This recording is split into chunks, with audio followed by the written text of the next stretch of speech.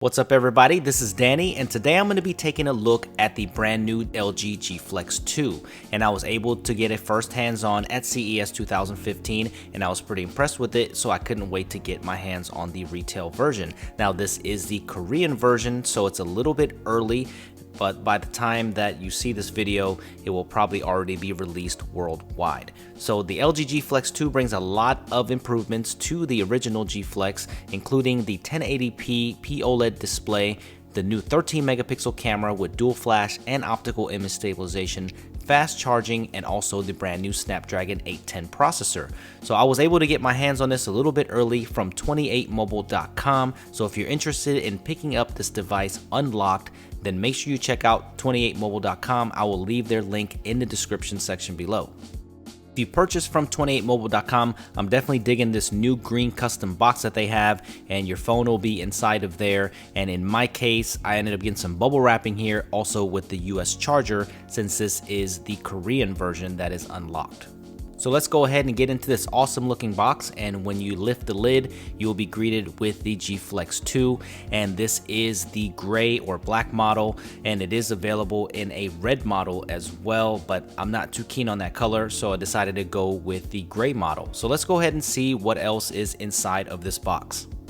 Depending on what country you're in and your carrier of choice, your unboxing experience may be a little bit different from this one. But what you get here is the Korean startup guide for the G Flex 2, and you also get the smart app card for the SK Telecom model. Digging into the rest of the box, you will find a micro USB to USB cord, which is super typical of any Android phone that you get right now. But you do get the Quad Beat 2 headphones, which are premium headphones, which sound pretty good because they did come with the G3. And you get the travel adapter here that you'll need for your fast charging.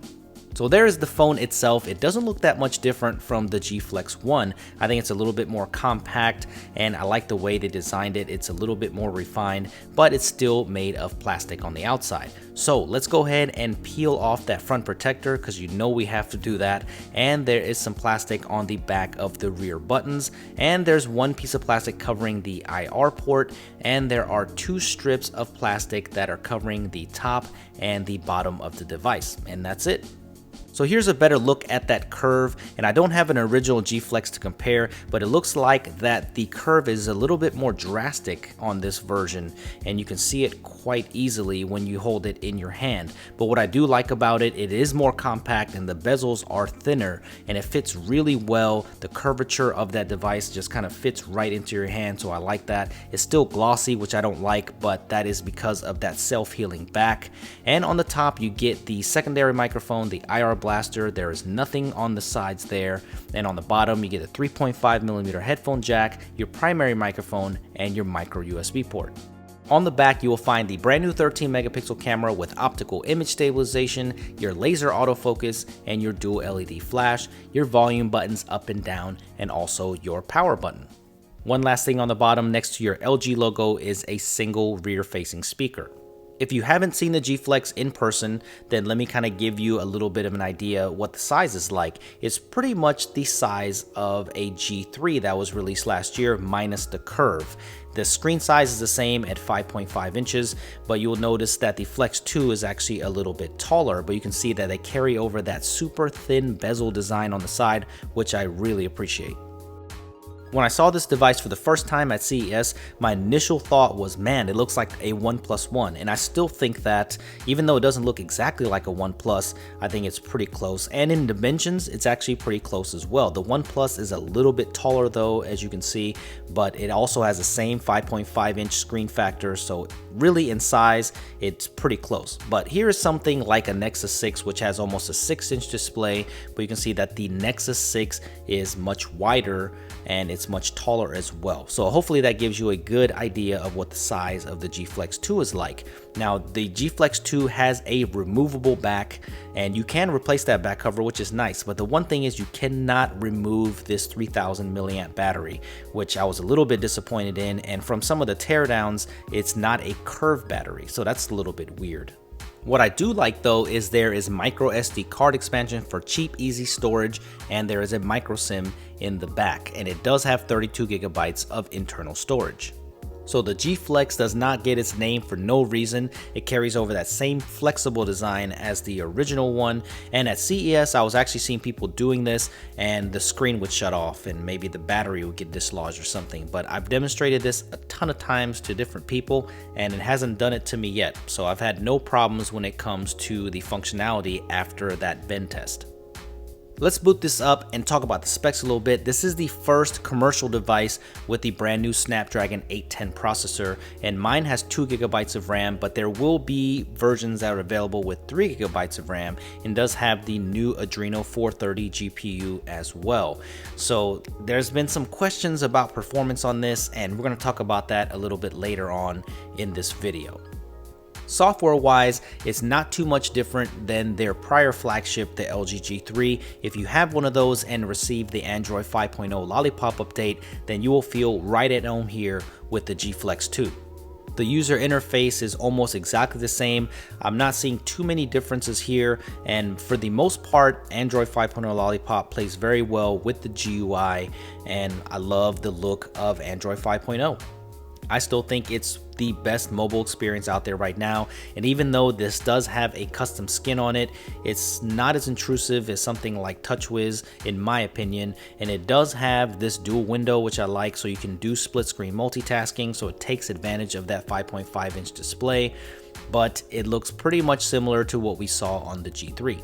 The biggest change that I've seen to the UI is while the screen is locked and you just do a swipe down gesture, you can peek into your notifications without unlocking the phone. So if that's your thing, then you're going to like the G Flex 2. And of course, with the latest UI, I always love the double tap to wake and the double tap to sleep. And me personally, I love the rear mounted buttons. It's easy to get to the power button and really easy to get to the volume rockers. The biggest improvement to me on the G Flex 2 is its brand new 1080p POLED display, because the first G Flex had a terrible 720p display, and that was one of the things that I did not like about it. But the 1080p display here is actually quite good. The only downplay that I can see on it is really the brightness output in direct sunlight, but the colors are nice on here. The viewing angles are very nice as well. Nice inky blacks, punchy colors, so I don't think you'll be disappointed in the display at all. And that curved display, just like the first one, it does give you a little bit more of an immersive multimedia experience. It's very subtle, but it is like watching a small little curved TV when you're watching your favorite YouTube videos or movies or anything like that. So it does look a little bit different than your regular flat display. So overall, I like the design and the form factor of the G Flex 2. It fits really nice in your hand. It kind of contours into the hand. It feels great when you put it up to your face when you're making a phone call, and it fits extremely nice in the back pocket, and it's extremely lightweight as well. But it carries over that same design flaw that if you want to type while this thing is on a table, it is just impossible unless you're going to do all your swipes from the middle, because if you're typing on this, it's going to rock like crazy and it's pretty much impossible to use that way. A lot of people have asked me to do a gaming test with the new Snapdragon 810 processor and the Adreno 430 GPU because there were some rumors about performance problems and some overheating. So when I was playing some regularly non-graphically intensive games, I had no issues at all. But if you're going to shoot people in the nuts just like this, then I was running into a few problems. Now, it was getting a little warm while I was playing this, but nothing too crazy.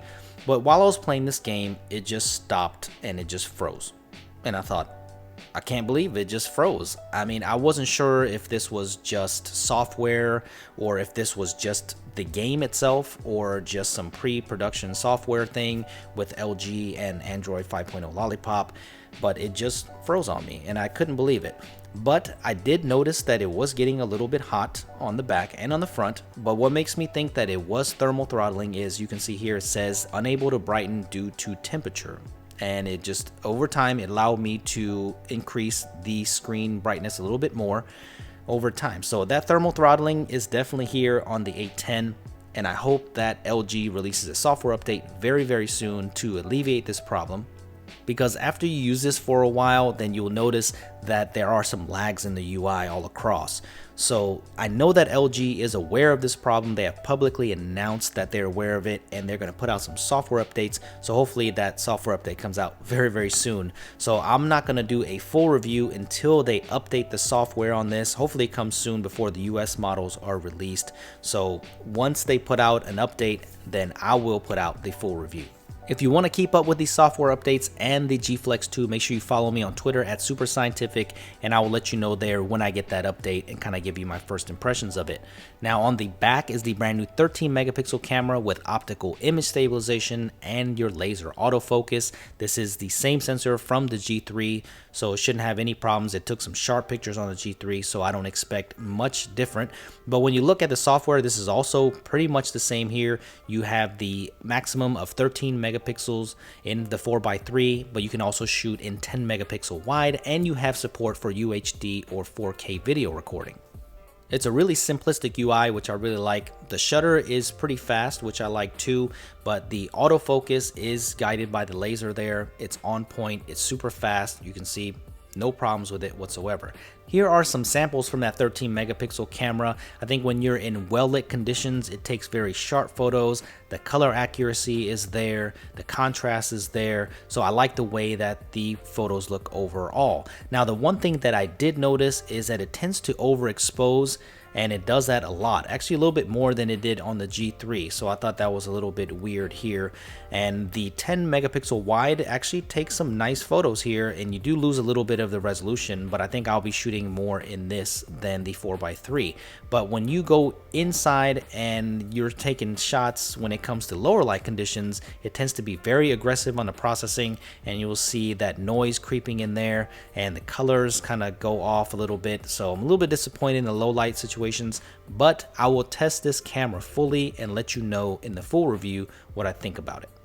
I hope you guys enjoyed that unboxing and mini review of the LG G Flex 2. And if you enjoyed this video, make sure you smack that thumbs up button there, and make sure you subscribe to the channel if you haven't already for more videos like this and continuing coverage of the G Flex 2. And make sure you follow me on my social networks, especially on Twitter at SuperScientific, for I am there all the time. So make sure you shoot any questions over to me there on Twitter at SuperScientific, and I will see you guys in the next video. Thank you for watching.